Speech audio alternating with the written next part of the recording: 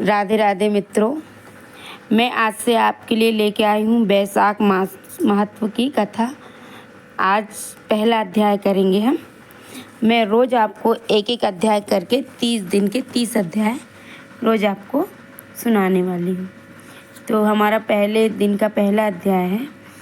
सूत जी कहते हैं कि परमेश्वरी के पुत्र नारद जी ने अम्बरीश के पवित्र बैसाख मास का महत्व पूछा। राजा अम्बरीश बोले, हे ब्राह्मण, आपने जो संपूर्ण महीनों के महत्व का वर्णन किया है वह मैंने अच्छी तरह से सुना है। सभी महीनों में बैसाख मास श्रेष्ठ है, अतः बैसाख मास का महत्व विस्तार से कहिए।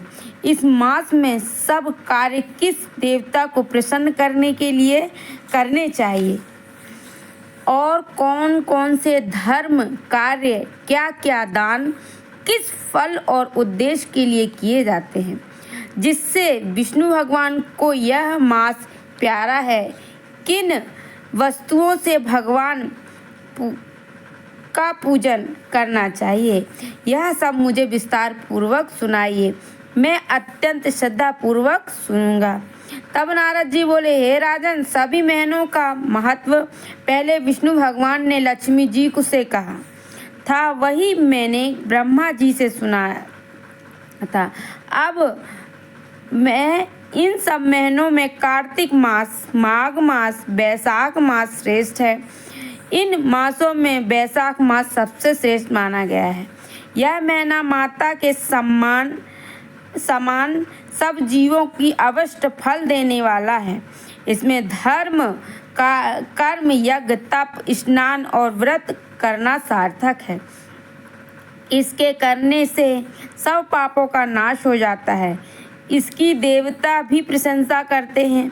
यह मास विद्याओं में विद्या, मंत्रों में प्रणव, वृक्षों में कल्प वृक्ष, गौओं में कामधेनु, नागों में शेषनाग, पक्षियों में गरुड़, देवताओं में विष्णु, वर्णों में ब्राह्मण, प्रिय वस्तुओं में प्राण, मित्रों में पत्नी, नदियों में गंगा, तेजस्वियों में सूर्य, शस्त्रों में चक्र, धातुओं में स्वर्ण, वैष्णवों में शिवजी तथा रत्नों में कौस्तुभमणि के समान धर्म करने के लिए सब महीनों में उत्तम इस मास के समान विष्णु को प्रसन्न करने वाला है और कोई महीना नहीं।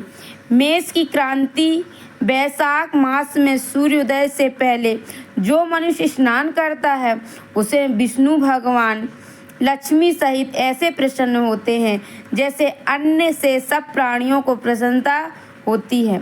मेष राशि में सूर्य में प्रातःकाल जो मनुष्य इनका अनुमोदन करने वाला एक बार भी स्नान का अनिनक कर्म करता है या एक पग अथवा धनुष प्रणाम भी चलता है, वह एकाग्र चित्त हो जो संकल्प भी करता है, जिससे निस्संदेह 100 यज्ञों का पुण्य, 10,000 अश्वमेध यज्ञ करने का फल प्राप्त होता है और वह संसार में बंधनों से छूट वैकुंठ धाम को जाता है।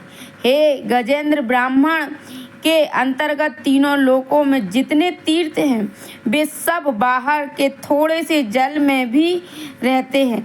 अर्थात बैसाख मास में स्नान करने के लिए किसी तीर्थ में